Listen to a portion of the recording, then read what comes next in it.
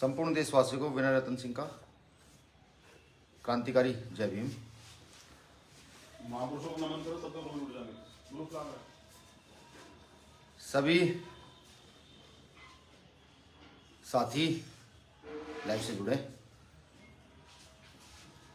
तथागत गौतम बुद्ध, संत शिरोमणि सतगुरु रविदास जी महाराज, भगवान वाल्मीकि, संत कबीर, गुरु नानक देव, गुरु घासीदास, महात्मा अय्यन काली, महात्मा विश्वंदा, या तमाम वो संत गुरु जिन्होंने भारत की सरजमी पर पैदा होकर के भारत के एक वर्ग को उभारने का काम किया, ऐसे तमाम महापुरुषों को नमन, नतमस्तक।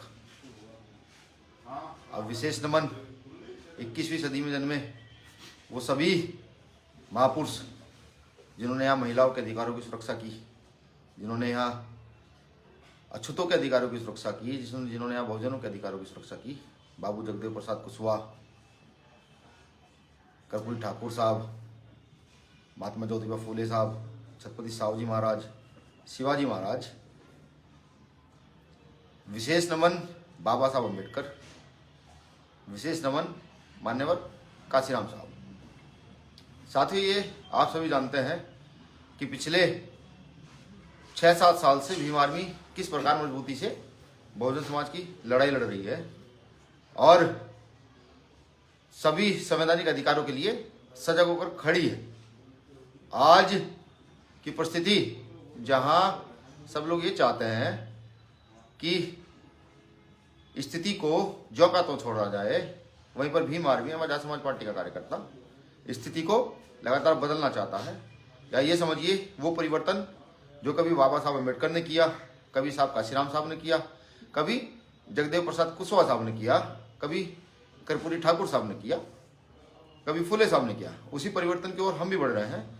और फूले साहू अम्बेडकर की विचारधारा को स्थापित करने के लिए भीम आर्मी भारत एकता मिशन, भाई चंद्रशेखर आजाद जो भीम आर्मी के चीफ हैं एवं आजाद समाज पार्टी के राष्ट्रीय अध्यक्ष हैं, उनके अकेले चुनाव लड़ने के निर्णय का समर्थन करती है।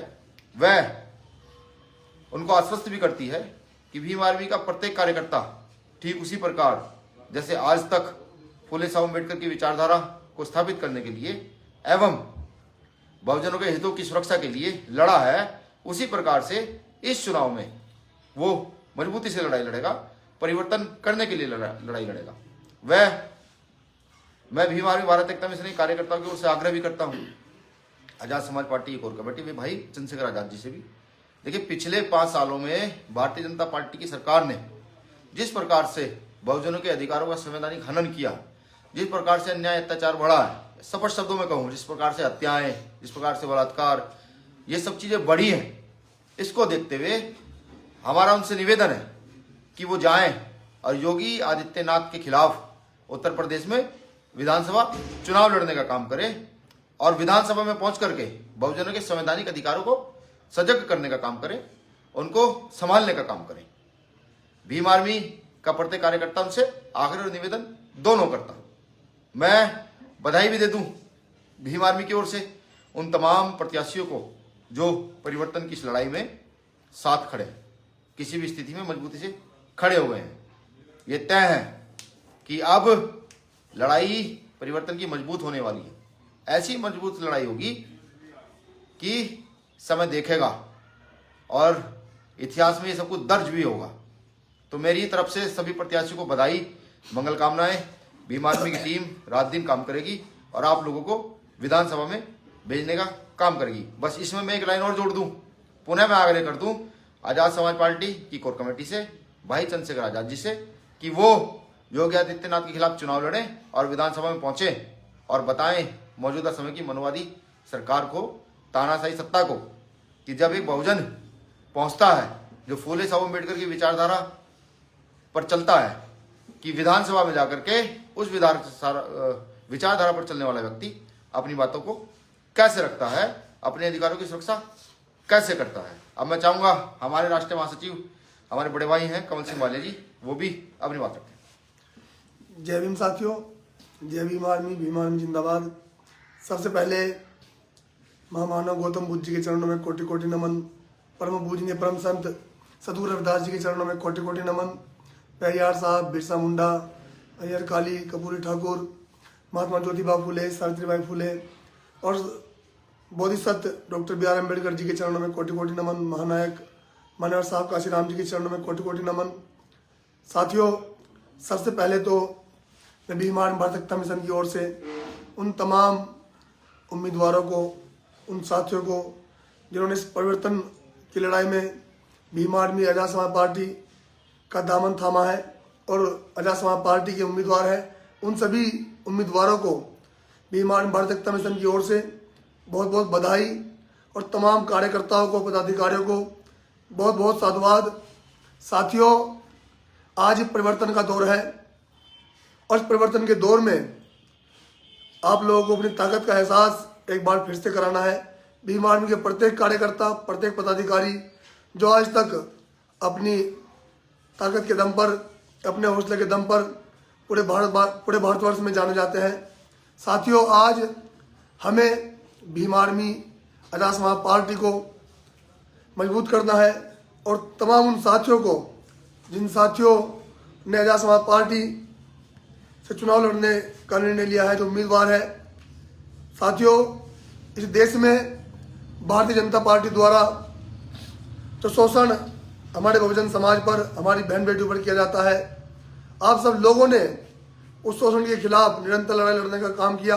आपके साहस को बार बार मेरा सैल्यूट है। साथियों, सम्मानित साथियों, आज एक बार फिर से वो घड़ी आ गई है कि हमें सिद्ध करना है कि जो लोग हमें आज भी कमजोर आंक रहे हैं, उन सभी ताकतों को ये दिखा देना है इस 2022 में कि अगर इस देश से, इस सरकार का, इस संघी सरकार का सफाया अगर करेंगे तो आजाद समाज पार्टी और भीम आर्मी भारत एकता मिशन के कार्यकर्ता और पदाधिकारी करेंगे।